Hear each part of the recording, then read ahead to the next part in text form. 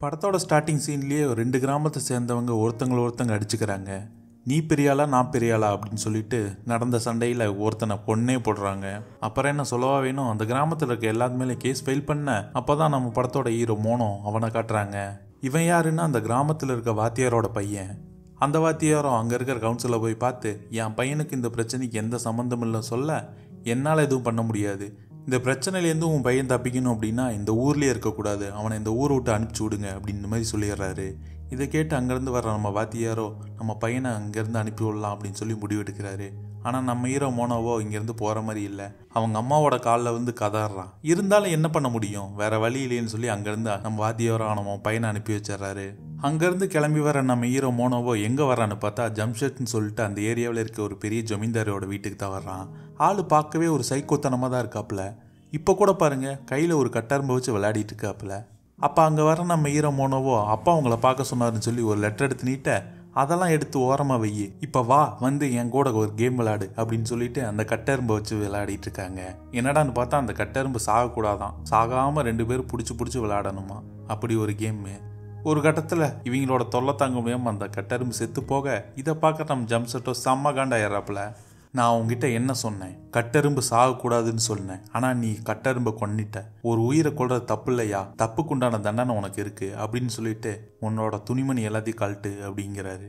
இதை கேட்குற நம்ம ஹீரோ மோனோவோ, எதுக்குடா இவர் ட்ரெஸ் எல்லாம் கழட்ட சொல்றாரு அப்படின்னு யோசனை பண்ணிட்டு நின்றுட்டு இருக்க, இப்போ ட்ரெஸ்ஸை கழட்ட போறியா இல்லையா அப்படின்னு ஜமீன்தார் ஒரு கத்த நம்ம ஹீரோவுக்கும் வேற வழி இல்லையே. மெதுவாக நம்ம ஹீரோ ட்ரெஸ்ஸை கழட்ட ஆரம்பிக்க இங்கே என்ன நடக்குது அப்படின்னு சொல்லிட்டு மாடியிலேருந்து ஒரு பொண்ணு இறங்கி வராங்க. இவங்க வேற யாரு, நம்ம ஜமீன்தாரோட சம்சாரம் அர்ப்பா. தங்கமான பொண்ணு, தரமான பொண்ணு, எப்படிப்பட்ட கேரக்டர்னு சொல்லி போக போக நீங்களே புரிஞ்சுக்குவீங்க. நம்ம ஜமீன்தாரோ அவங்க ஒய்ஃபை பார்த்ததும் வில்லங்கமாக ஒரு சிரிப்போட பார்க்குறாப்புல. ஏன் பார்க்குறாரு, எதுக்கு பார்க்குறாருன்னு போக போக நமக்கு புரியுமோ, பார்ப்போம். ஜமீன்தாரோட சம்சாரமும் நம்ம ஹீரோவை உள்ளே கூப்பிட்டு போக சொல்ல அங்கேருந்து அந்த வேலைக்காரனும் நம்ம ஹீரோவை அவனோட ரூமுக்கு கூப்பிட்டு போகிறான். இந்த வேலைக்காரனோட பேர் அபுல். இங்கே பாரு, இருக்கிற வரை ஒழுக்கமாக இருந்துட்டு போயிரு. இங்கே ஜமீன்தார் ஒரு டைப்புன்னா அவங்க சம்சாரம் அதோட வேற மாதிரி டைப்பு அப்படின்னு சொல்லிட்டு அவன் அங்கேருந்து கிளம்புறான். அதே சமயம் ராத்திரி ஆகுது. அழகு குறையாம இருக்க நம்ம ஜமீன்தார் அம்மாவை மேக்கப் பண்ணிட்டு இருக்க இதை பார்க்குற நம்ம ஜமீன்தாரோ கண்ணாலேயே கடிச்சு சாப்பிட்டு போல அப்படி குறுகுறுன்னு பார்த்துட்டு இருக்காரு. உனக்காக நான் ஒரு கிஃப்ட் வச்சிருக்கேன் அப்படின்னு சொல்லிட்டு கட்டில் கடியிலேருந்து ஒரு நெக்லஸ் எடுக்கிறாரு. பொதுவாக கிஃப்ட் அப்படின்னு சொன்னாலே பொண்ணுங்களை எக்ஸைட் ஆகி ரொம்ப சந்தோஷப்படுவாங்க. ஆனால் நம்ம ஜமீன்தார் அம்மா மூஞ்சிலேயோ எந்த ஒரு எக்ஸ்பிரஷனும் இல்லை, மாறா அவங்க மூஞ்சில கவலை தான் தெரியுது. இப்போ எதுக்காக இந்த கிஃப்ட் அப்படின்னு சொல்லி ஜமீன்தார் அம்மாவை கேட்க, ஏய் நடக்கிறத பார்க்காத நடக்க போகிறத பார் அப்படின்னு பேசிகிட்டு இருக்கும்போதே மணி 10 ஆகுது. யாரோ கதவு தட்டுற சவுண்ட் கேட்குது. வேற யாரு, நம்ம வீட்டோட வேலைக்காரன் தான். கதவை திறந்து உள்ளவான்னு சொல்லி ஜமீன்தார் சொல்ல இந்த ஜமீன்தார் அம்மாவுக்கு பிடிக்காத ஏதோ ஒரு சம்பவம் நடக்க போகுதுன்னு சொல்லி தெரியுது. கரெக்டாக அந்த வேலைக்காரன் உள்ள வர அங்கே போகிற ஜமீன்தாரோ அவள் கழுத்தில் இருக்க நெக்லஸை மட்டும் தொடாத அப்படின்னு சொல்லிட்டு இவங்க 2 பேர்த்தையும் ரூம்குள்ளே விட்டுட்டு கதவை சாத்திட்டு வெளியில் போகிறாரு. இதை பார்க்குற நம்ம அர்ப்பாவுக்கு அந்த வேலைக்காரனை சுத்தமாக பிடிக்கல. வெளியில் போகிற நம்ம ஜமீன்தாருக்கோ எங்கேருந்து தான் திடீர்னு வந்ததோ தெரியல சங்கீத ஞானம். மனுஷன் பாட ஆரம்பிக்க இங்கே உள்ள சேட்டையெல்லாம் அந்த வேலைக்காரன் செய்ய ஆரம்பிக்கிறான். நெக்லஸை தவிர்த்து மற்ற எல்லாத்தையும் ஒவ்வொன்றா கழட்ட ஆரம்பிக்கிறான். ஏதோ ஒரு பெரிய சோசியல் சர்வீஸ் பண்ணிட்டு வந்த மாதிரி நம்ம ஜமீன்தாரோ ஒரு ஃபுல்ல அடிச்சு மட்டையாக, அதே சமயம் இங்கே உள்ளேயோ சம்பவம்லாம் தரமாக முடியுது. நம்ம ஹீரோ மோனோவுக்கோ புது இடம் வேற, தூக்கமும் வரல. வெளியில் சுற்றிட்டு இருக்க அதே சமயம் யாரோ ஒரு ஆள் அழுகிற மாதிரி சவுண்ட் கேட்குது. சுற்றி முற்றி பார்க்குறான். வேற யாரு, அர்ப்பா தான். ஒரு ஜன்னலோரமாக இருந்து தேமி அழுகிறாங்க. அவங்க ஏன் அப்படி அழுகிறாங்க அப்படின்னு சொல்லி நம்ம ஹீரோக்கும் தெரியல. அப்படியே மறுநாள் பொழுது விடியுது. நம்ம ஹீரோ மோனோவோ இதை பற்றி யோசிச்சுட்டு இருக்க அதே சமயம் அங்கே வர்ற அர்ப்பாவோ நம்ம ஹீரோ கிட்ட சிரிச்சு பேசுகிறா. நம்ம ஹீரோக்கோ நேற்று நைட்டெல்லாம் அழுதா, இப்போ என்னடான்னு சிரிச்சு பேசுகிறா, இவளை புரிஞ்சிக்கவே முடியலையே அப்படின்னு மனசுக்குள்ளே யோசிச்சுட்டு இருக்க அதே சமயம் நம்ம ஜமீன்தார் அம்மாவோ புது இடம் எல்லாம் ஓகே தானே அப்படின்னு சொல்லி நம்ம ஹீரோவை பற்றி கேட்க நம்ம ஹீரோவோ வெக்கப்பட்டுக்கிட்டே எல்லாம் ஓகே தான் மேடம் அப்படின்ன மாதிரி சொல்கிறான். இதை கேட்ட நம்ம அர்ப்பாவுக்கோ கோபம் வருது. அதான் நம்ம ஜமீன்தார் அம்மாவுக்கு. ஏன்னா அந்த வேலைக்காரனும் மேடம் அப்படின்னு சொல்லி தான் கூப்பிடுவான். இனிமேல் மேடம்லாம் கூப்பிட வேணாம், அர்ப்பா அப்படின்னு கூப்பிடு அப்படின்னு சொல்லி ஜாலியாக பேசுகிறாங்க. நம்ம ஹீரோக்கோ ஜமீன்தார் அம்மா மேலே ஒரு கண் இருக்கும் போல இருக்கு. அவங்கள பார்த்தாலே வெக்கப்பட்டு தான் பேசுகிறான். நம்ம ஜமீன்தார் அம்மாவோ சரி நான் கிளம்புறேன் அப்படின்னு சொல்லிட்டு அவங்க கிளம்புற அதே சமயம் என்னதான் நம்ம ஹீரோவோ வெக்கப்பட்டு பேசினாலும் ஒரு கட்டத்தில் தைரியத்தை வர வச்சுட்டு என் வாழ்க்கையில் முதல் டைம் இவ்வளோ ஒரு அழகான பொண்ணோட இவ்வளோ நாள் டைம் ஸ்பெண்ட் பண்ணேன் அப்படின்ன மாதிரி சொல்கிறான். இதை கேட்டு நம்ம ஜமீன்தார் அம்மாவோ கோவப்படுவாங்கன்னு பார்த்தா நம்ம ஜமீன்தார் அம்மாவோ அப்படியா, இவ்வளோ ஒரு அழகான பொண்ணு இவ்வளோ கிட்ட வந்து நின்னா என்ன பண்ணுவேன் அப்படின்னு சொல்லிட்டு நம்ம ஹீரோ முன்னாடி வந்து நிற்க நம்ம ஹீரோக்கு சும்மாவே உள்ள உதறோம். இதில் வேற இந்த அம்மா கிட்ட வந்து நின்னா என்ன சொல்லுவான், ஒன்றுமே பேசல, சளி காய்ச்சல் வந்த மாதிரி ஸ்டன்னாகி அப்படியே நம்மால் நின்றுட்டாப்ல.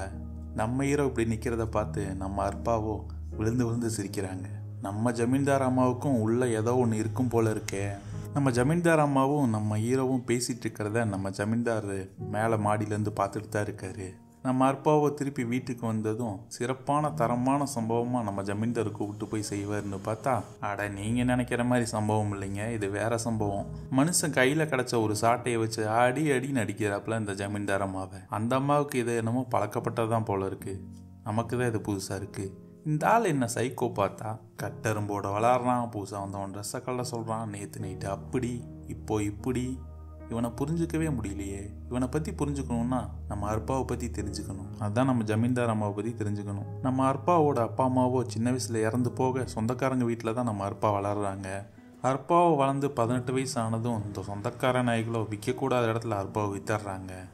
அப்படி அங்கே போகிற நம்ம ஜமீன்தாரோ இந்த பொண்ணோட அழகில் மயங்கி ஒரு கட்டத்தில் இந்த பொண்ணை கல்யாணம் பண்ணி அங்கேருந்து கூப்பிட்டு வந்துடுறாரு. சரி, இவ்வளோ ஒரு நல்ல மனுஷன் கிடச்சிருக்காரு, இதுக்கு மேலேயா சந்தோஷமாக வாழலான்னு நினைக்கிற நம்ம அற்பாவோ கல்யாணமெல்லாம் முடிஞ்சுது. அன்னைக்கு ராத்திரி ஃபர்ஸ்ட் நைட்டு.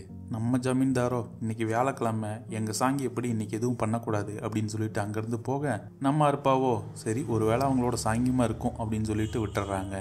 வியாழக்கிழமை வெள்ளிக்கிழமை ஆகுது, வெள்ளிக்கிழமை சனிக்கிழமை ஆகுது. ஆனால் ஒன்றும் நடந்த பாடு இல்லை. இவ்வளோ ஒரு அழகான பொண்ணு கிடைச்சும் நம்ம ஜமீன்தாரால் எதுவும் பண்ண முடியல. எப்படியாவது கட்டி போன்றாலான்னு பார்க்குறாரு மனுஷன், ஒன்றும் சிக்க மாட்டேங்குது. இதனாலேயே என்னமோ நம்ம அற்பா மேலே நம்ம ஜமீன்தாருக்கு செம்ம காண்டு. அதான் வேலைக்காரனை விட்டு வேலை பார்க்க சொல்கிறது, இந்த பக்கம் சாட்டையை வச்சு சாத்துறதுன்னு சொல்லி மனுஷன் வேற லெவலாக கொடுமைப்படுத்துகிறாப்புல. இதெல்லாம் பார்த்து நம்ம அற்பாவுக்கு ஒரு கட்டத்தில் இதெல்லாம் அப்படியே பழகி போச்சு. வேற வழி இல்லைன்னு சொல்லி அவங்களும் விட்டுறாங்க. எப்போ நம்ம ஜமீன்தார் அம்மாவோ நம்ம ஹீரோ மோனோவை பார்த்தாங்களோ அப்பயே நம்ம ஹீரோவோட கேரக்டர்லாம் பிடிச்சி போக நம்ம ஜமீன்தார் மாதிரி இவன் நம்மளை கொடுமைப்படுத்த மாட்டான், சிரிக்க வச்சுக்குவான், இனிக்க வச்சுக்குவான்னு நம்ம ஜமீன்தார் அம்மாவும் ஃபஸ்ட்டு பேச்சில் விழுகு, அப்புறம் காதல்லையும் விழுந்துடுறாங்க. நம்ம ஹீரோ மட்டும் என்ன சும்மாவா, அவனும் ஒரு வகையில் ஆம்பளை தானே, சும்மா இருப்பானா, கிடைக்கிற காப்புலலாம் டூயட் பாடிடுறாப்புல. நம்ம ஜமீன்தார் அம்மாவும் நம்ம ஹீரோவும் பழகிறத நம்ம ஜமீன்தார் மேலேருந்து பார்த்துட்டு தான் இருக்காப்புல. மனுஷன் காண்டில் பார்க்குறாரா இல்லை சந்தோஷத்தில் பார்க்குறாருன்னு தெரியல. அவர் அப்படியே ஒதுக்கி வச்சோம்னா அந்த வீட்டில் வேலை பார்ப்பானே அப்துல், அவன் நம்ம ஜமீன்தார் அம்மா நம்ம ஹீரோ கூட பழகிறது அவனுக்கு சுத்தமாக பிடிக்கல. இந்த பக்கம் நம்ம ஜமீன்தாரோ சாட்டையடியை கன்டினியூ பண்ண நம்ம ஹீரோவோ அதுக்கு வைத்தியம் பார்க்குறான். ஒரு கட்டத்தில் நம்ம ஜமீன்தாரோ ஓவராக குடிச்சிட்டு மாடியிலேருந்து கீழே விழுக அவ்வளோதான், கீழே விழுந்தவர் மேலே போயிட்டாரு. அப்புறம் என்ன, போலீஸ் அவங்களோட கடமையை செய்ய இன்வெஸ்டிகேஷன் வந்த ஆஃபீஸர் நம்ம அற்பாவை பார்த்த உடனே விழுந்துட்டாரு. இன்வெஸ்டிகேஷனுங்கிற பேரில் நம்ம அற்பாவை பார்த்து இன்ஸ்பெக்டரோ கேட்கக்கூடாதெல்லாம் கேட்க இதை பார்க்குற நம்ம ஹீரோவை காண்டாய் இன்ஸ்பெக்டரோட சண்டைக்கு போகிறாரு. உனக்கு என்னடா இவ்வளோ கோவம் வருது அப்படின்னு சொல்லிட்டு நம்ம ஹீரோவை கூப்பிட்டு போயிடுறாரு இந்த இன்ஸ்பெக்டரு. ஸ்டேஷனில் வச்சு செம்ம டார்ச்சர் பண்ணி விசாரிக்கிறாரு. நீங்கள் 2 பேரும் சேர்ந்தாண்டா அவர் கொலை பண்ணீங்க அப்படின்னு சொல்லிட்டு. நம்ம ஹீரோவோ ஒத்துக்கவே இல்லை. நம்ம வேலைக்காரனுக்கோ வீட்டுக்கு வேலைக்கு வந்தவன் மேலே ஆசைப்பட்டு வீட்டுக்காரனை கொண்டுட்டாலோன்னு சொல்லி அற்பா மேலே கோவம் வர நம்ம அற்பாவுக்கோ ஒருவேளை நம்மளை முழுசு அடையணுங்கிறதுக்காக இவன் தான் கொலை பண்ணியிருப்பானோ அப்படின்னு சொல்லிட்டு வேலைக்காரன் மேலே சந்தேகப்படுறாங்க. ஆனால் இந்த பக்கம் போலீஸ் போஸ்ட்மார்ட்டம் ரிப்போர்ட்டில் அவர் கீழே விழுகிறதுக்கு முன்னாடி ஹார்ட் அட்டாக் வந்தால் இறந்து போயிருக்காரு அப்படின்னு சொல்லி போஸ்ட்மார்ட்டம் ரிசல்ட் வர நம்ம இன்ஸ்பெக்டராலோ அதுக்கு மேலே நம்ம ஹீரோவை எதுவும் பண்ண முடியல. சரி போ அப்படின்னு சொல்லி அனுப்பிச்சு வச்சாரு. அங்கேருந்து கிளம்பி வர நம்ம ஹீரோவோ அடிபட்ட வேதனை கூட தெரியாமல் எவ்வளோ வேகமாக முடியுமோ அவ்வளோ வேகமாக வந்து அற்பாவை பார்க்கணும் அப்படிங்கிறதுக்காக ஓடி வரான். வீட்டுக்கு வெளியிலே அற்பா அவனுக்காக வெயிட் பண்ணுற மாதிரி ஒரு இல்யூஷன் தான் தோணுது. எவ்வளோ வேகமாக முடியுமோ அவ்வளோ வேகமாக அற்பா இருக்க ரூமை நோக்கி ஓட அப்போ தான் நம்ம ஹீரோவோட நெஞ்சில் ஈட்டி இறக்குற மாதிரி ஒரு சம்பவம் நடக்குது. நம்ம வேலைக்காரனும் அற்பா ரூம்லேருந்து அரக்கரோ ட்ரெஸ்ஸில் வெளியில் வர்றான்.